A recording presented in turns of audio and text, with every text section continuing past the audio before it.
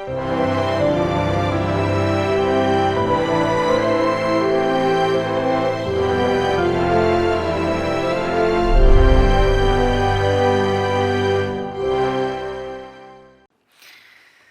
오늘 신년 첫 주일 충만하라라는 제목으로 하나님의 말씀을 전하고자 합니다.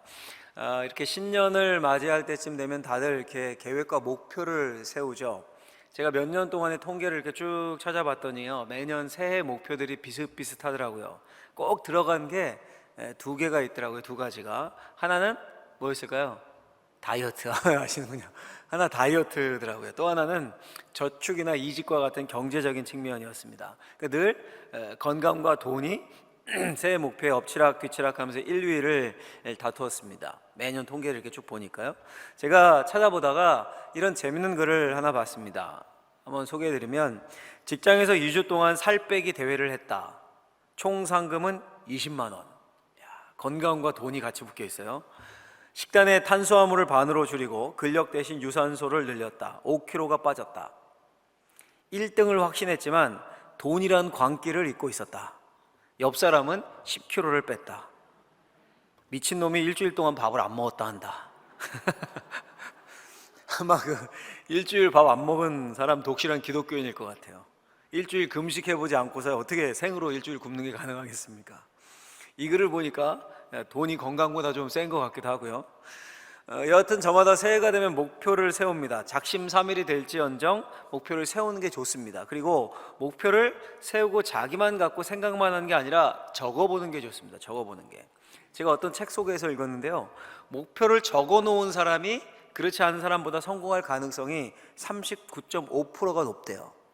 그리고 자신의 목표를 적어놓은 게 있어서 그치지 않고 친구들과 그 상황을, 목표를 공유한 사람들, 나눈 거죠. 공유한 사람들은 그 목표를 달성할 가능성이 76.7%나 높았다. 연구 결과 이렇다고 그래요. 여러분, 제가 여하튼 장황하게 설명을 했지만 요점 뭐예요? 새해 계획을 세우고 공유하시라는 거예요. 다이어트도 좋고요, 저축도 좋고, 운동도 좋고, 가족과의 여행도 좋고, 2023년 계획을 세워보십시오. 자, 그런데 여러분, 계획을 세울 때 육적인 일, 세상적인 일에만 계획을 세우면 되겠습니까? 당연히 영적인 계획도 세워야 합니다. 영적인 계획. 아니, 영적인 게 우선되어야 합니다. 사도 요한이 그 우선순위를 분명하게 말하죠. 내 영혼이 잘됨 같이 내가 범사가 잘되고 강건하기를 내가 간구한다. 가장 중요한 게 맨 앞이 뭡니까? 영혼이요, 영혼. 영적인 일. 그러니까 영적인 목표를 잡자고요, 우리가. 제가 영적인 목표의 큰 그림을 오늘 잡아 드리려고 합니다. 한번 따라해 볼까요? 충만하라. 충만하라. 오늘 설교 제목이죠. 올 우리 교회 표입니다. 이 핸드북 받으셨죠? 안 받으신 분들 나가다가 받으셔서 이 특별 새벽 예배, 또 신년 부흥회를 통해 충만함을 경험하시고, 마지막에 보면요, 올해의 목표 이렇게 적는 것을 만들어 놨어요. 제가 2023년 영혼을 위한 계획과 목표 3개, 2023년 범사와 강건함을 위한 목표 3개, 뭐 운동, 다이어트 뭐 이런 거겠죠. 또 그리고 2023년 집중 기도 제목 3개. 아까 소개해드렸죠. 제가 목표를 세우고 적어두면 성공할 가능성이 39.5% 올라간답니다. 공유하고 나누면 76.7%가 높아진다고 해요. 그러니까 꼭 적으시고 내세요. 내는 게 공유하는 거잖아요. 저도 붙잡고 기도하고 할 테니까요. 제 역할이 담임 목회자로서 영적 큰 그림을 그려드리는 겁니다. 코로나 3년을 보내면서 지난해 회복이라는 주제로 시작을 했어요. 기억이 나시죠? 작년 여름쯤에, 가을로 이렇게 넘어가는 쯤에, 여름에서 예배 소설을 읽다가 충만이란 단어가 제 마음에 꽂혔습니다. 하나님이 주신 단어라고 생각합니다. 2023년 이제 코로나도 얼추 끝날 것 같은데, 회복을 넘어서 충만함으로 가야 되는구나 라는 생각이 강하게 들었습니다. 하나님이 주신 생각으로 믿고 일찌감치 이 목표를 잡았어요. 충만하라 라는 목표. 오늘로 시작으로 충만하라 라는 주제로 신년 특별 새벽 기도회가 진행이 됩니다. 그리고 다음 주에는 신년 부흥회가 있습니다. 세트예요, 세트. 다른 시간은 몰라도 신년 이때만큼 하루의 첫 시간을 하나님께 드리고, 또 말씀으로 푹 젖어서 한 해를 한 2주간 시작하셨으면 좋겠습니다. 우리가 여러분 새해 인사 이렇게 하잖아요. 새해 복 많이 받으세요. 새해 복 많이 받으세요. 근데 여러분, 복의 근원이 누굽니까? 하나님이죠. 하나님 안에 모든 복이 있습니다. 그럼 복을 받으려면 누구에게 가야 합니까? 하나님께 가야죠. 물을 먹으려면 우물로 가야죠. 요즘이라면 정수기 앞에 가야죠. 물을 마시려면. 물 먹고 싶은데 히터 앞에 가면 물이 나옵니까? 자동차 앞에 가면 물이 생깁니까? 그것처럼 새해 복을 많이 받고 싶으면 인사만 하는 게 아니라 복이신 하나님께, 복의 근원이신 하나님께 가야 되는 거예요. 다른 데서 헤매시면 안 되고, 그러니까 이번 한 주, 또 다음 주, 2주 하나님 앞에 가자고요. 우리가 하나님 앞에 가서 하나님 주시는 복을, 그 충만함을 허락받고 한 해를 시작할 수 있게 되기를 주의 이름으로 간절히 축원합니다. 자, 그러면 충만함이 뭘까요? 충만함은 가득 찬 상태죠. 완전한 상태, 온전한 상태를 말합니다. 특별히 그리스도인들은 뭐가 충만해야 될까요? 은혜가 충만해야 돼요. 믿음이 충만해야 합니다. 성령 충만해야 합니다. 아멘. 크게 하실 때까지. 사랑이 충만해야 합니다. 기쁨이 충만해야 합니다. 네, 맞아요. 충만해야 돼요. 신앙생활은 막 쥐어짜듯이, 막 빨래 쥐어짜듯이 하는 게 아닙니다. 충만해야 할 수 있습니다. 이 충만함을 목표로 잡고 2023년의 모든 계획과 목표를 구체적으로 세우셨으면 좋겠습니다. 여러분, 오늘 읽은 에베소서가 바울이 감옥에서 쓴 편지거든요. 에베소 교회 성도들에게 쓴 편지입니다. 먼저 편지니까 어떻게 하겠습니까? 인사해야겠죠. 바울이 인사를 해요. 1절 2절에 보면 하나님의 뜻으로 말미암아 그리스도 예수의 사도된 바울은 에베소에 있는 성도들과 그리스도 예수 안에 있는 신실한 자들에게 편지하노니 하나님 우리 아버지와 주 예수 그리스도로부터 은혜와 평강이 너에게 있을지어다. 인사하는 거예요. 인사. 이렇게 인사한 후에 삼위일체 하나님께 송영, 즉 찬송을 드립니다. 찬송을. 하나님의 예정 가운데서 자신과 에베소 성도들을 구원하셨다는 거죠. 그러니까 찬송하리로다. 그 하나님을 찬송해야 된다는 거예요. 이 내용이 3절부터 14절까지 이어집니다. 그리고 그 다음부터 이어지는 16절부터 마지막 23절까지가 에베소 교인들을 향한 바울의 기도입니다. 기도. 바울이 뛰어난 영적 지도자였죠. 그렇게 에베소 교인들에게 뭐가 필요한지를 정확하게 짚어내고 그것이 채워지도록 기도를 합니다. 그 기도의 핵심이 뭘까요? 두 가지로 나눌 수 있는데, 첫 번째는요, 에베소 성도들이 하나님을 아는 지식을 주십시오. 하나님을 아는 지식을 달라고 기도해요. 17절 말씀을 보면 이렇게 되어 있습니다. 영광의 아버지께서 지혜와 계시의 영을 너에게 주사 하나님을 알게 하시고, 지혜와 계시의 영을 주셔서 하나님을 알게 해주십시오. 이렇게 기도하는 거예요. 두 번째는요, 이렇게 기도합니다. 에베소의 성도들이 왜 자신을 부르셨는지, 부르신 그 하나님의 능력과 영광이 얼마나 풍성한지를 이해할 수 있게 해주십시오. 이렇게 기도합니다. 18절 보면 너희 마음의 눈을 밝히사 그의 부르심의 소망이 무엇이며 믿는 우리에게 베푸신 능력이 지극히 크심이 어떠한 것을 알게 하시기를 간구하노라. 무슨 말입니까? 왜 부르셔서 교회 공동체를 만드셨는지 그 영광과 능력을 알게 해달라는 기도예요. 그렇게 에베소 성도들을 위한 기도를 쭉 이어가다가 그 마지막 결론을 이렇게 마칩니다. 오늘의 요절이고 한 주간 특별 새벽기도의 주제 말씀인데 다시 한번 읽어보죠. 23절 말씀을 다시 읽겠습니다. 교회는 그의 몸이니 만물 안에서 만물을 충만하게 하시는 이의 충만함이니라. 아멘. 여러분, 그럼 무슨 말입니까? 쭉 이어서 설명을 해드리면 인사하고 나서 찬송하리로다. 하나님이 창세전부터 예정하사 우리를 부르고 택하셨습니다. 우리는 마땅히 찬송해야 합니다. 그리고 내가 감사하며 여러분들을 위해 기도합니다. 하나님을 아는 지식이 더해지기를 원합니다. 여러분들이 부르심의 소망과 하나님의 능력의 크기를 알기를 원합니다. 그렇게 되기 위해서는 온 우주 만물을 다스리시는 예수 그리스도가 교회의 머리 되시고 교회는 그의 몸인 것을 알아야 합니다. 그 안에서 충만함을 경험해야 합니다. 이 말이에요. 그러면 에베소 성도들을 위한 바울의 이 기도의 결론에 충만함을 말하면서 끝을 맺어요. 여러분, 이 말씀에서 우리가 두 가지 중요한 의미 교훈을 한번 찾아보고 적용을 해보고자 합니다. 첫 번째 뭐냐면요, 같이 화면을 보고 읽어보도록 하겠습니다. 교회 성도들은 예수 그리스도로 말미암아 충만하게 된다. 교회 성도들이죠. 교회는 건물이 아니니까요. 예수 그리스도로 말미암아 충만하게 된다. 여러분, 충만함은 저절로 그냥 자연스럽게 스스로 이루어지지 않습니다. 자동차의 연료 게이지가 바닥이에요. 그럼 세워두면 저절로 기름이 채워집니까? 주유소에 가서 주유기에 연결해서 기름 넣어야 풀, 충만해지죠. 배가 너무 고파요. 그냥 가만히 앉아서 에너지 소비 안 해야지, 움직이지 않으면 저절로 배불러집니까? 라면을 먹든 뭐 밥을 퍼먹든 뭔가 넣어서 채워져야 배가 부르고 충만해지죠. 우리가 여러분 올해 영적 큰 목표를 충만하라라고 선포하고 잡았는데, 여러분 얼마나 좋아요. 모든 것에 있어서 가득 찬 삶, 충만한 삶, 충만해서 흘러넘치는 삶, 부족하고 막 빈궁한 삶보다 훨씬 낫죠. 그럼 그 충만함이 가만히 저절로 있으면 채워지겠냐고요. 영혼이 부해집니까? 기쁨이 충만하게 됩니까? 그렇지 않죠. 채워져야 되는 거예요. 채워져야 되는 거예요. 마치 자동차가 연료 바닥일 때 주유기에 연결이 되어 full 충만해지듯이 우리 또한 충만한 삶을 위해 연결이 되어야 돼요. 누가 연결되어야 됩니까? 하늘의 모든 신령한 복의 실체이신 예수님, 예수 그리스도. 바울이 그 말을 하고 있는 겁니다. 찬송하리로다 하나님께. 왜요? 하늘의 모든 신령한 복을 우리에게 주셨다. 3절이에요. 그 신령한 복의 실체가 뭡니까? 예수 그리스도입니다. 예수를 믿고 예수를 알고 예수로 인해 하나님의 자녀가 된 거예요. 그리고 본문에서 바울이 분명히 말씀하죠. 교회는 그의 몸이니. 교회, 거듭 말씀드리면 예배당 건물이 아니죠. 택해서 부름을 받은 성도들의 모임입니다. 바로 저와 여러분들이에요. 여러분들, 우리가 몸이에요. 몸. 누구의 몸입니까? 그 예수 그리스도의 몸입니다. 자연히 예수님은 교회의 머리가 되시는 거죠. 머리. 몸과 머리의 특징이 뭡니까? 특징이 분리되면 안 돼요. 절대 안 돼요. 몸 따로 머리 따로 가능합니까? 그럼 죽는 거예요.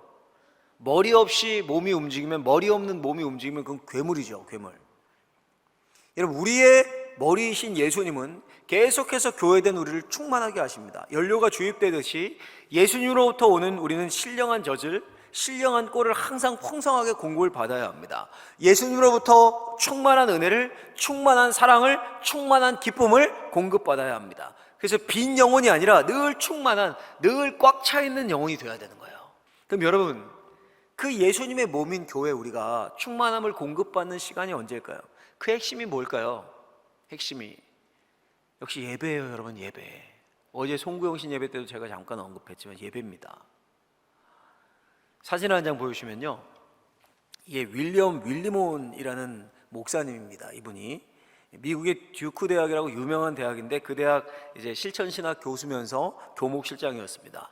또 목회자였으니까 목회를 했는데 흑인 빈민가에서, 흑인 교회에서 목회를 했습니다. 영어권에서 가장 탁월한 12명의 설교자 중 한 분이다, 이렇게 불리는 분인데, 근데 저분이 특징이 예배를 길게 드리기로 유명했어요. 예배 드리는데 막 30분 이상 찬양하고 예배를 2시간 이상 드리고. 여러분, 요즘 2시간 이상 주일에 예배 드리고 이런 교회 있습니까? 없죠. 제가 저 사진을 2020년 기사에서 따왔는데요, 그러니까 지금뿐인 거죠. 연세가 있지만 요즘뿐이죠. 요즘 시대에 안 맞게 예배를 길게 드리는 거예요.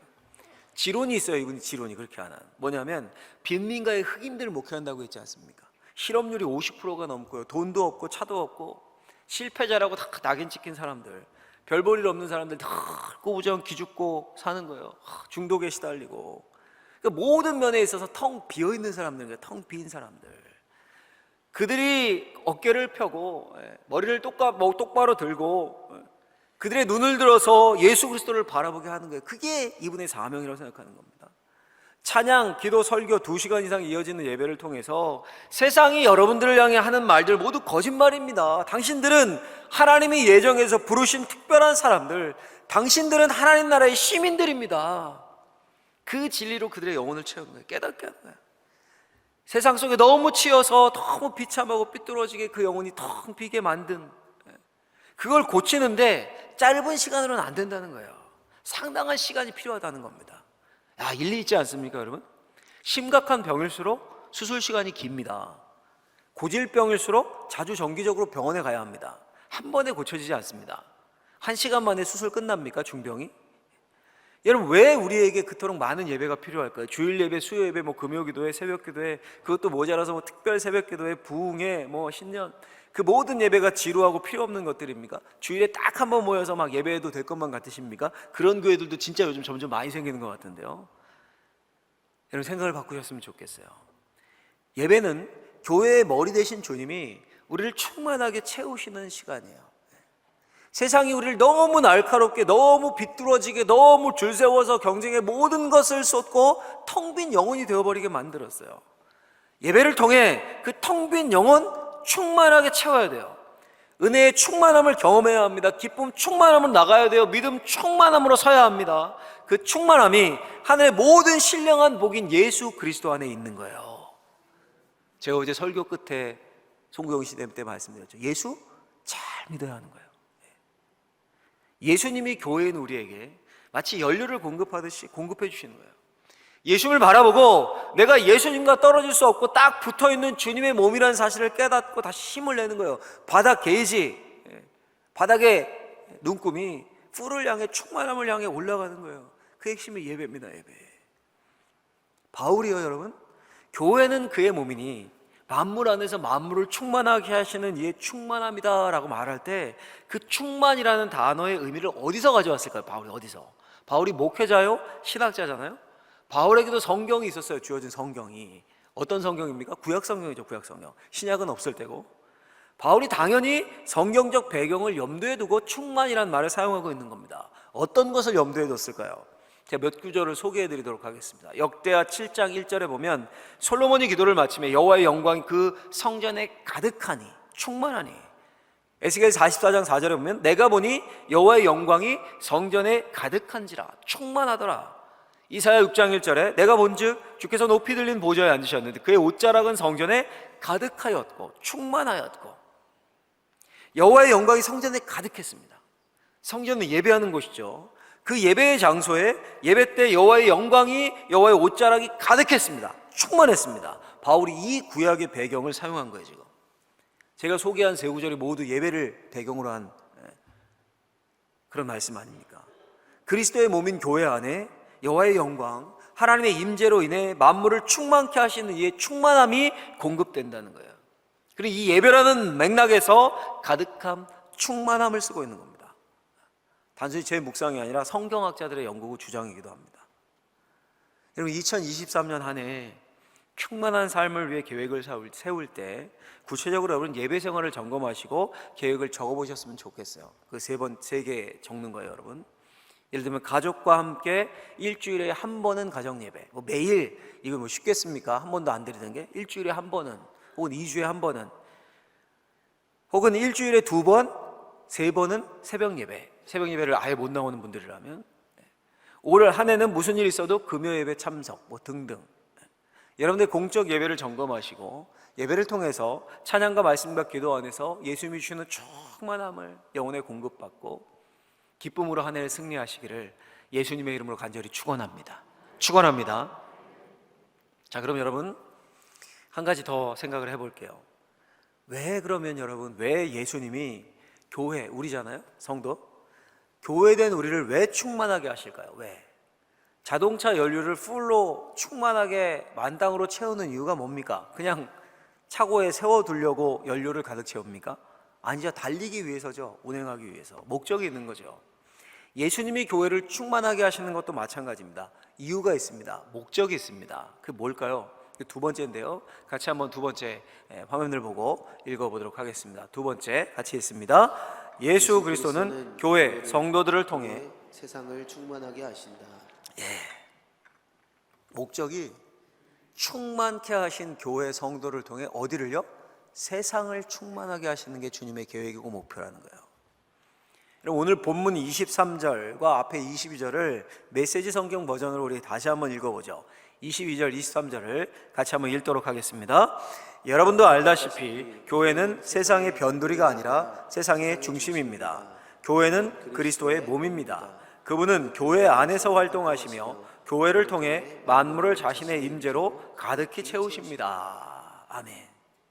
그분은 교회 안에서 활동하시며 교회를 충만하게 하신다는 말씀이죠. 왜 그렇게 하십니까? 교회를 통해 만물을 자신의 임재로 가득히 채우십니다. 교회를 통해 세상을 충만하게 하시기 위함입니다.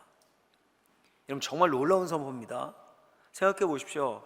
이 바울 당시 초대교회는 지금 교회와 비교한다면 정말 한 줌도 안 되는 정말 작고 보잘것없는 공동체였습니다. 수천 명 들어가는 이런 번듯한 예배당이 있었습니까? 없어요. 가정에서 모였습니다. 평안했습니까? 막 핍박이 있었습니다. 근데 바울은 교회가 세상의 변두리가 아니라 하나님이 중심이다라고 선포해요. 그 교회를 통해 하나님 만물 가운데 자신의 뜻을 이루십니다. 핵심이 교회예요. 성도들입니다. 성도들을 충만하게 하셔서 하나님의 임재를 충만하게 경험하게 하셔서 만물 세상을 향해 보내십니다. 만물 세상을 교회를 통해 충만하게 하신다는 거예요. 가득히 채우십니다. 여러분, 과연 어떻게 교회가 세상을 충만하게 할까요? 제가 참고한 주석에 이렇게 되어 있는데 그대로 한 대목만 인용해 드리겠는데 한번 잘 보십시오. 좀 말이 어려운데 그래도 한번 잘 살펴보세요. 교회는 두 가지 방식으로 그 일에 참여한다. 세상을 가득히 채운 일에 두 가지 방식으로 참여한다는 겁니다. 첫 번째, 교회가 땅을 충만하게 채우는 중대한 방법 중 하나는 복음 선포와 하나님 나라를 드러낸 것이다. 두 번째, 또한 교회는 그 존재 자체가 하늘의 세력에게 알리는 선지자적 메시지를 통해 하늘 영적 영역을 채운다. 이 무슨 말입니까, 여러분? 교회가 성도들이 하나님 나라의 복음을 전하는 거예요. 충만의 근원이신 예수를 선포하는 겁니다. 하나님 나라의 삶을 삽니다. 그게 땅에 충만하게 된다는 거예요. 그러면 두 번째 일이 일어나요. 무슨 일이 일어나냐면 그 땅에서 일어나는 일을 저 영적인 영역 하늘에서 본다는 거예요.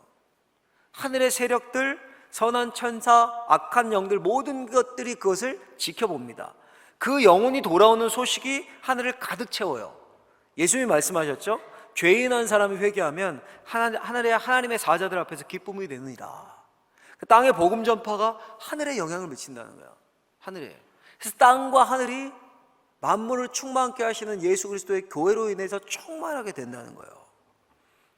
야, 무슨 생각 드십니까, 여러분? 아, 교회가 그렇게 대단하게 느껴지십니까? 야, 정말 교회 성도들을 나를 통해 성도들을 통해서 만물을 세상을 충만하게 하십니까? 나를 보면 말이 안 되는 것 같고요. 교회는 그런 힘이 없는 것 같고요. 이런 메시지 들으면 뭐 별로 적용할 것도 없고 뭐 그냥 귀로 흘려보내면 될 것 같고 그렇지 않으십니까, 여러분? 고대 유대 전설에 이런 이야기가 나온다고 합니다. 예수님이 승천하신 뒤에 가브리엘 천사와 대화를 나눴어요. 승천 후에 가브리엘 천사가 물었습니다. 어떤 일을 하셨습니까? 인류를 죄에서 구원하기 위해 십자가에 달려 죽임당했고 온 세상이 구원을 받을 수 있도록 했습니다. 앞으로 모든 세대 사람들이 나를 믿고 하나님 나라로 돌아오는 것이 비전이고 소망입니다. 가브리엘이 묻는 겁니다. 그 일 위해 앞으로 그럼 어떤 계획을 세워놓으셨습니까? 제가 12제자를 만들고 교회를 세우고 그들에게 복음을 맡기고 땅끝까지 전하라 라고 당부하고 왔습니다. 가브리엘이 깜짝 놀라면서 묻습니다. 아니, 그러다가 그들을 어떻게 믿습니까? 그들이 실패하면 어떻게 합니까? 다른 대안은 뭡니까? 다른 계획은 전혀 없습니다. 나는 그들을 믿습니다. 실제 유대 전설인지 제가 오래전에 어떤 책에서 읽었던 기억이 있어요. 이 내용을. 여러분, 일리가 있죠. 여하튼 예수님이 승천하시고 이 땅에 남긴 것은 고작 12제자였습니다. 이 땅에 남긴 것은 그들로 모이기 시작한 모임, 교회 공동체에서 가정에서 한두 명 모이는 그 교회 공동체, 그렇게 시작한 그들로 성령 충만하게 하셨고 만물을 충만하게 하라라고 하셨어요. 근데 실패했습니까? 그 교회가 온 세상에 복음을 전했습니다. 그 결과가 우리예요, 여러분. 만물을 충만케 했습니다. 완성이 아닙니다. 지금도 ING죠. 진행 중입니다. 왜 나는 안 됩니까, 여러분? 왜 우리는 안 됩니까? 우리에겐 그런 삶이 나타나면 안 되는 겁니까? 예수님이 그런 능력이 없는 겁니까? 여러분, 예수님이 세상을 충만하게 하기 위한 유일한 계획이 교회예요. 이 방어진 제일교회 성도들의 모임 공동체를 왜 이 지역에 두셨을까요? 왜 100여 년 전에 이 지역에 세우시고 이렇게 성장하게 하셨을까요? 많은 성도들을 모으셨을까요? 이 우상 숭배가 팽배한 이 땅에 지금도 용왕제를 드리고 지금도 골목 곳곳에 만신전이 서 있고 점집들이 늘비한 이곳에 왜 성도들의 모임 거룩한 공동체를 두셨을까요? 이유가 뭘까요? 우리를 충만케 해서 세상을 충만하게 하기 위함이에요. 우리에게 일을 위탁하신 겁니다. 너무 거대하고 목사님 큰 꿈, 나한테는 해당되지 않는 것 같아요. 그렇지 않습니다, 여러분. 우리로 인해 이 지역이 충만해져야 돼요. 하나님의 나라가 확장되어야 합니다. 복음이 전파되어야 합니다. 모든 열방이 충만해질 때 무슨 일이 일어나는 겁니까? 다시 주님이 오시는 거예요. 다시. 그러기 위해서는 우리부터 채워져야겠죠. 올 한해 우리가 주님이 주시는 충만함을 누리고요, 거기에 그치지 않고 그 흘러나가서 만물을, 우리 주변의 사람들을, 내가 만나는 사람들, 내 가정을, 내가 속해 있는 공동체를, 내 지역을, 내 이웃을 충만하게 하는 일에 사용될 수 있는 저와 우리 사랑하는 성도님들이 되시기를 예수님의 이름으로 간절히 축원합니다. 축원합니다.